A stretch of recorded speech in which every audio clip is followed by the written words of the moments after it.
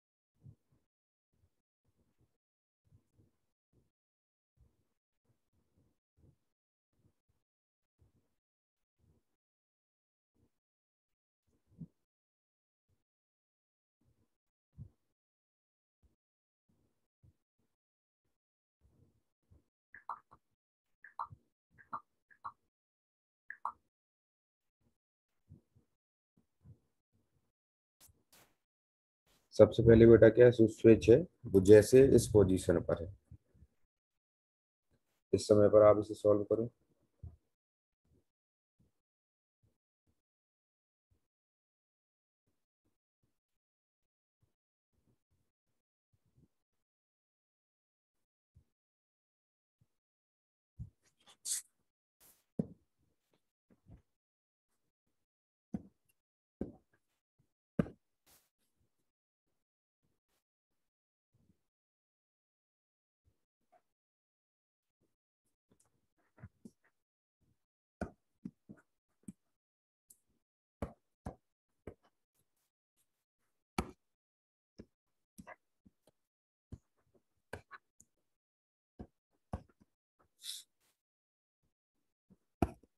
तो first case में ammeter की रीडिंग 0.2 है। मीटर की रीडिंग 0.8 नहीं है बेटा, 2 है 0.2 है। पहले और केस में वोल्ट मीटर की 5 वोल्ट। 5 नहीं है बेटा।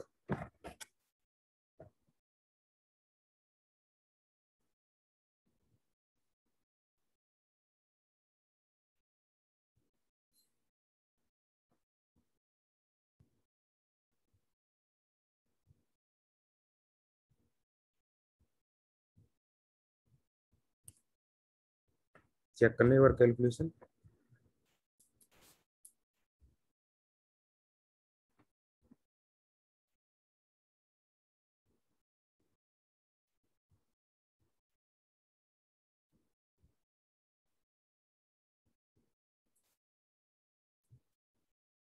तो बेटा ये करंट आई आया, तो इनिशियली कंडीशन देखो आपकी, तो ये सीधे इधर आएगा, इधर जाके बेटा इधर चला जाएगा।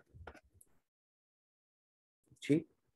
अच्छा, वोल्ट मीटर का क्या है बेटा कि वोल्ट मीटर का पहले हम इक्विवेलेंट 45 रेजिस्टेंस है क्या? 45 आएगा।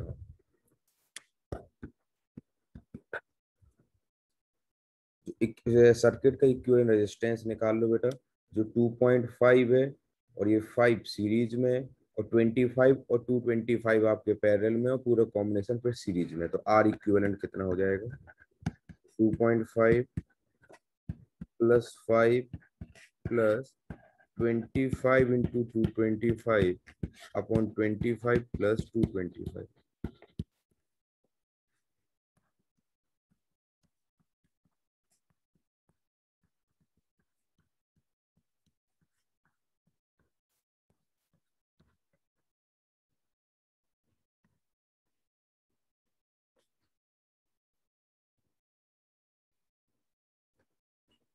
आर इक्विवेलेंट 30 ओम आया होगा बेटा। तो करंट की वैल्यू आप निकालेंगे तो I is equal to 6/30, 1/5 ampere.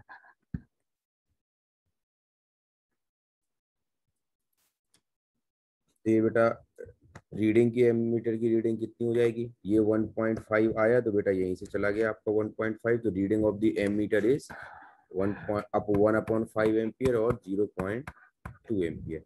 अब वोल्ट मीटर की बेटा रीडिंग वही होगी जो ए बी के अक्रॉस पोटेंशियल ड्रॉप होगा। तो रीडिंग ऑफ वोल्ट मीटर,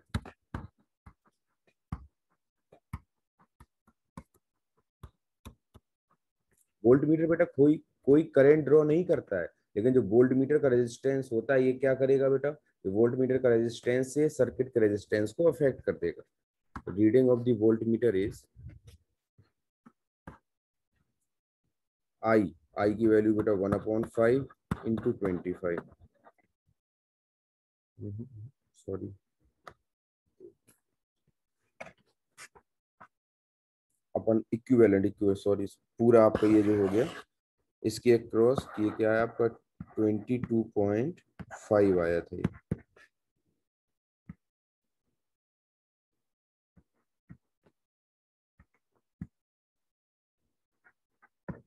ये बेटा रीडिंग ऑफ वोल्ट मीटर है।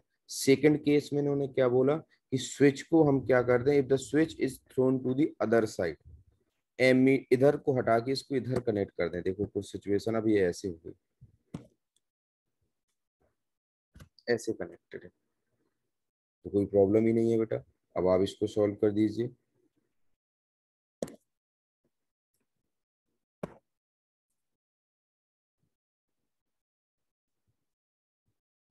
अब आर इक्विवेलेंट बताओ कितना आ गया, 25 और 5 आपके सीरीज में हो गए, इसके साथ ये 2.5, ये आपका जो कॉम्बिनेशन है ये आपका फिर पैरेलल में हो गया। तो 30 और 225 पैरेलल में है और उसके साथ 2.5 सीरीज में है।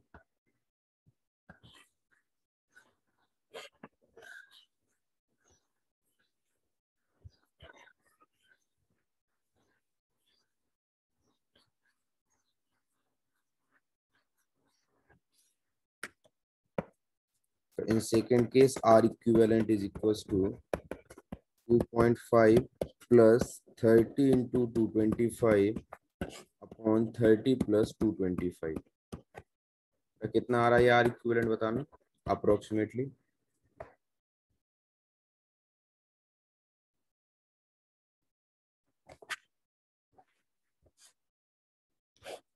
अप्रॉक्स 29। 29। अब करंट इन द सर्किट कितना हो जाएगा बेटा, 6/29।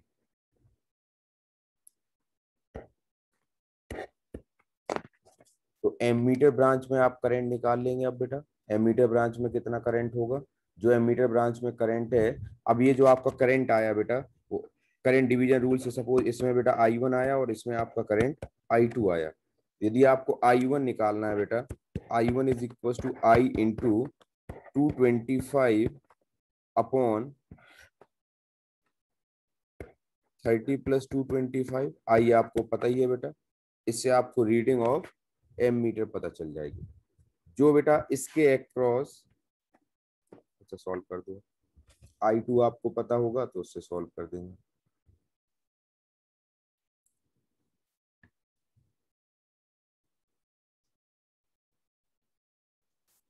वोल्ट मीटर की रीडिंग बतानी है आपको, इसके अक्रॉस जो पोटेंशियल ड्रॉप होगा वही आपके वोल्ट मीटर के हो जाएगा।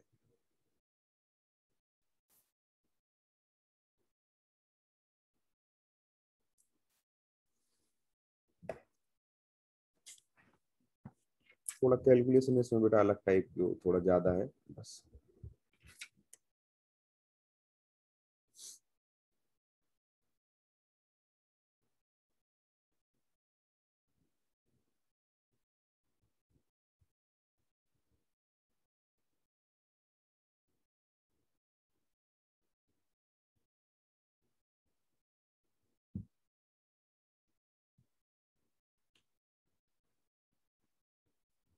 आगे बढ़े बेटा।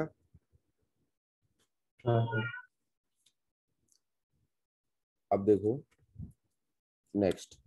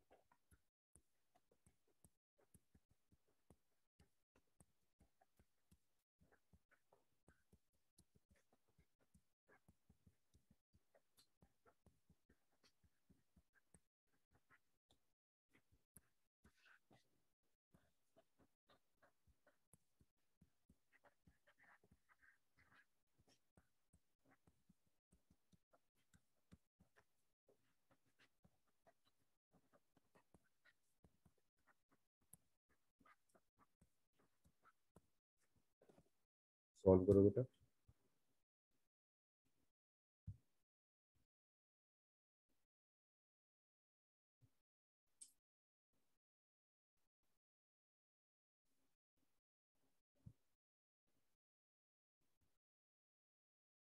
सबसे पहले बेटा क्या है कि स्विच एस जब ओपन हो तब क्या होगा। जब स्विच एस ओपन हो जाएगा तब तो बेटा V1 V2 आपके सीरीज में हो गए, ये 400 वोल्ट से कनेक्टेड है। तो इनका रेजिस्टेंस आपको पता है, तो बेटा इनके अक्रॉस पोटेंशियल ड्रॉप भी आपको निकाल सकते हैं। Yes sir. पोटेंशियल ड्रॉप क्या होगा, it is in the ratio of their resistances. Overall potential आपको कितना गिवन है, 400। 400 के रेशियो में आप इनके अक्रॉस निकाल सकते हैं। चलो मैं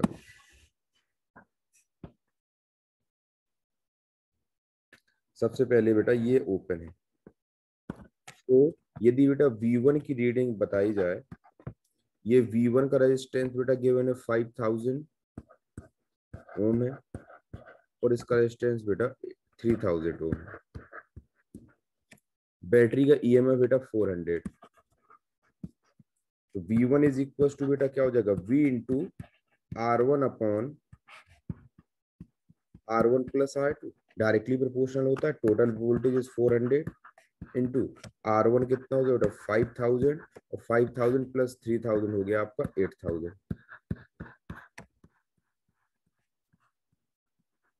V1 की वैल्यू बेटा 250 वोल्ट। यदि V1 250 हो गया तो ऑब्वियस सी बात है V2 इज 150 वोल्ट। जब स्विच S ओपन होगा तो आपका आंसर आ गया, V1 is 250 and V2 is 150। किसी को डाउट तो नहीं है बेटा। सेकंड केस नो में सर। जब स्विच को क्लोज कर दिया, स्विच अब हमारा क्लोज है, ये ऐसे होगा। अब बेटा जब स्विच को क्लोज कर देंगे हम, तो ये बताओ क्या V1 V2 ये आपके पैरेलल में हो गए?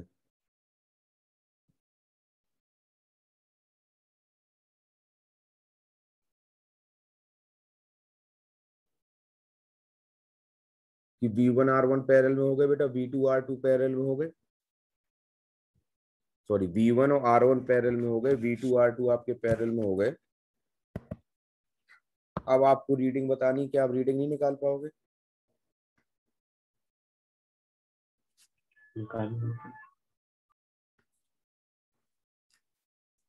मैं इसी डायग्राम को यदि बनाऊं बेटा, तो देखो दूसरे तरीके से कैसे बनाया जा सकता है। बस ये अच्छे क्वेश्चंस में से हैं बेटा, बस थोड़ा सा आपको कर परेशान भी नहीं करेंगे यदि आपको अच्छे से कॉन्सेप्ट पता है।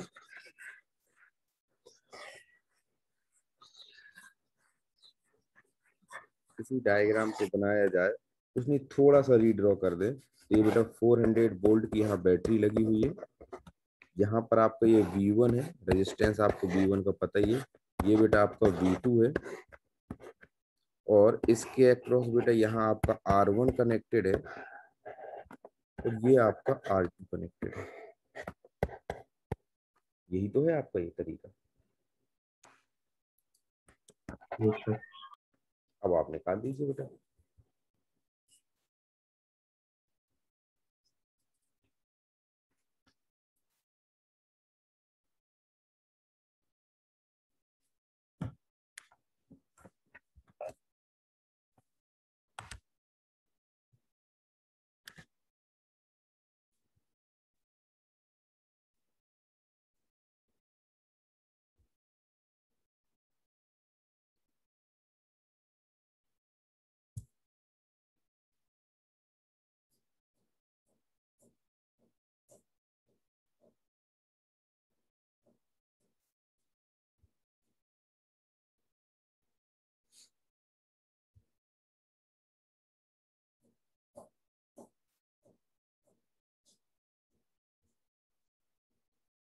ये बताओ बेटा, ये आपका जो कॉम्बिनेशन है बेटा, ये पैरेलल में है और इनका कॉम्बिनेशन सीरीज में है। तो बेटा जो इसके अक्रॉस और इसके अक्रॉस है, जो वोल्टेज होगा वो 200 वोल्ट 200 वोल्ट ही डिवाइड हो जाएगा।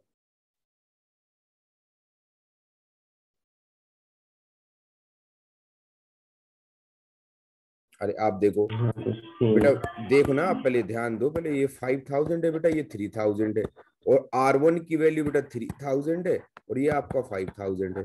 अब आप खुद बताओ, इसका इक्विवेलेंट निकालोगे बेटा, इसका इक्विवेलेंट निकालोगे, दोनों का सेम आएगा कि नहीं? V1 R1 पैरेलल में, V2 R2 पैरेलल में, इनकी जगह आप एक एक रेजिस्टेंस निकालते हैं, तो क्या दोनों का रेजिस्टेंस सेम नहीं हो जाएगा? R equivalent.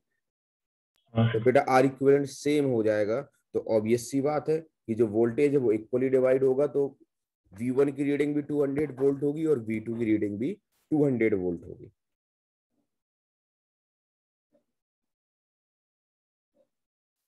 अब सेकंड केस इन्होंने क्या बोला है, current through the switch when S1 is close, मतलब व्हेन स्विच इज क्लोज। तो हम करंट का चलो डिस्ट्रीब्यूशन करते हैं।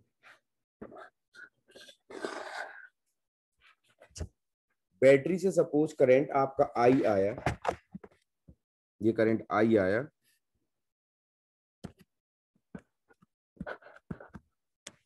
I से बेटा यहाँ पर I1 आ गया, और यहाँ पर आपका I2।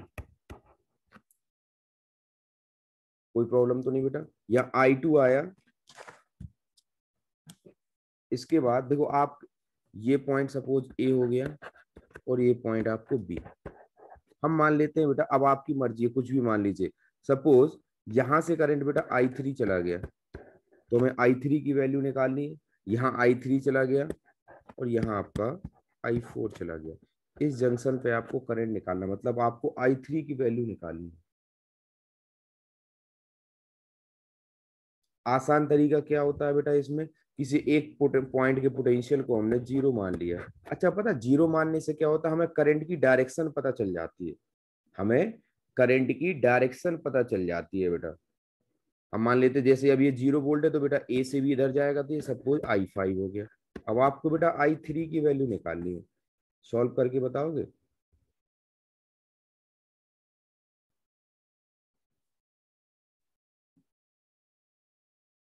और ये देखो क्या हो गया, इसके अक्रॉस भी बेटा 200 वोल्ट है और इसके अक्रॉस भी 200 वोल्ट है। यदि मैं जंक्शन ए पर केवीएल लगा दूं, जंक्शन ए पर यदि केवीएल लगाता हूं बेटा, तो इनकमिंग करंट क्या हो गया आपका I1 और I3 is equal to I5। तो I3 की वैल्यू हो जाएगी बेटा I5 माइनस I1। तो आपको I5 निकालना है और माइनस I1 कर देना है। जल्दी बताओ मुझे कितना आया।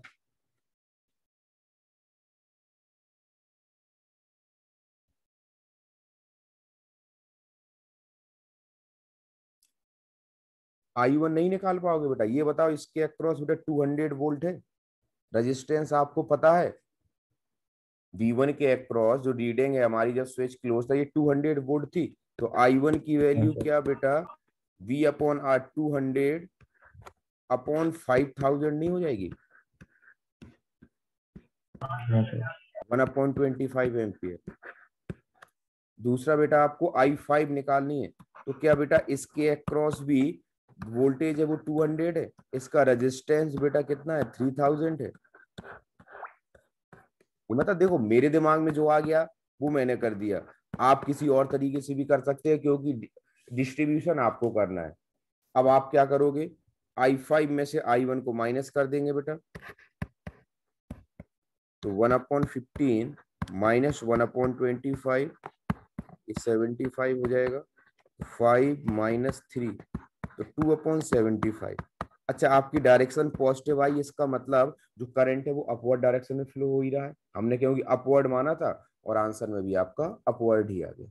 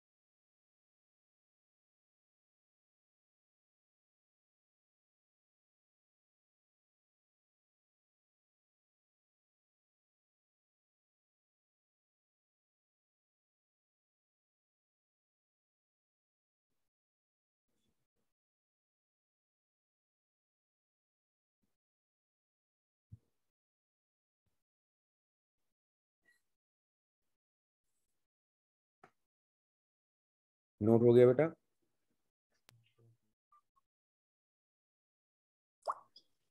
Yes sir. अच्छा, कोई डाउट हो तो बताओ। No sir. एक और बस लास्ट क्वेश्चन बेटा इस टाइप का, अब तो आप कर लोगे।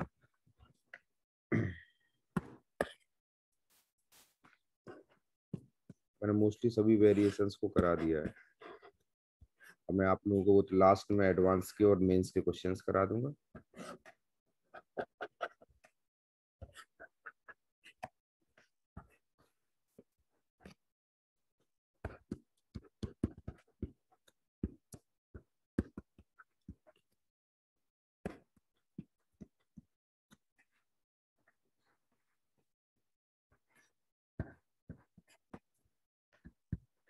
अच्छा, जब तक रेजिस्टेंस बेटा वोल्ट मीटर का नहीं गिवन होता है तो बेटा हम इनको आइडियल मान के चलते हैं ना।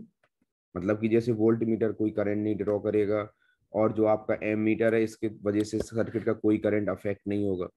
जब तक ये आपको गिवन नहीं होते तब तक हम इनको आइडियल मानते हैं। जब इनके रेजिस्टेंसेस गिवन होते हैं तो उस अकॉर्डिंग हम क्वेश्चन को सॉल्व करते हैं। ये आपको सिचुएशन गिवन है। उन्होंने बोला कि वोल्ट मीटर, सॉरी बेटा वोल्ट मीटर को मैंने सही कनेक्ट नहीं किया।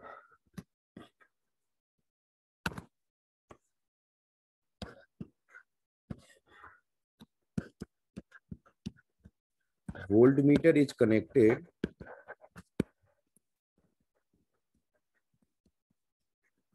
across R1 to measure the potential difference. To measure the potential difference.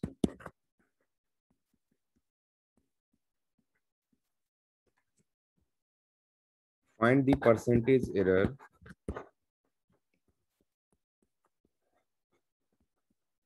made in reading. बेटा क्यों इसका में एरर क्यों आएगा? आइडियल जो आपका वोल्ट मीटर होता तो उसका रेजिस्टेंस बेटा इनफाइनाइट होना चाहिए था, तो फिर उसके थ्रू कोई करंट ही फ्लो नहीं होता। लेकिन इस केस में आपका करंट फ्लो होगा, मतलब इसने ओवरऑल रेजिस्टेंस को अफेक्ट कर दिया, तो आपको एरर बताना है। सॉल्व कीजिए बेटा फटाफट। मिस टाइप का एक क्वेश्चन ऑलरेडी करा चुका हूं, अब नहीं मैं कराऊंगा।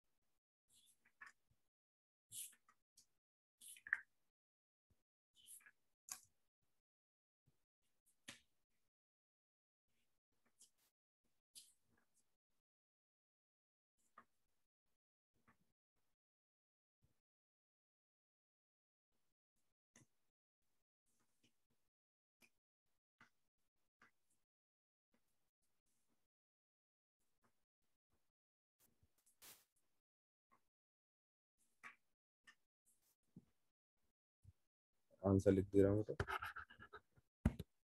Answer is 300 upon 113%। सॉल्व कर लेना आपको।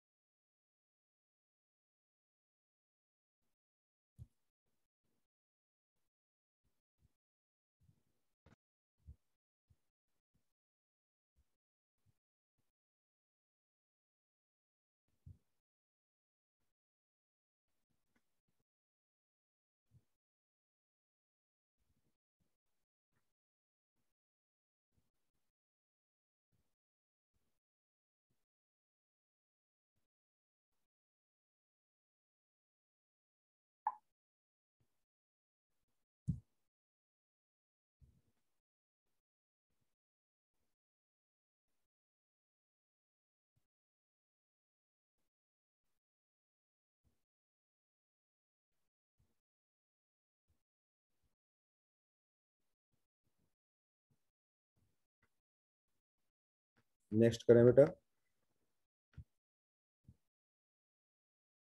हाँ सर। चलो दोबारा ज्वाइन करो बेटा।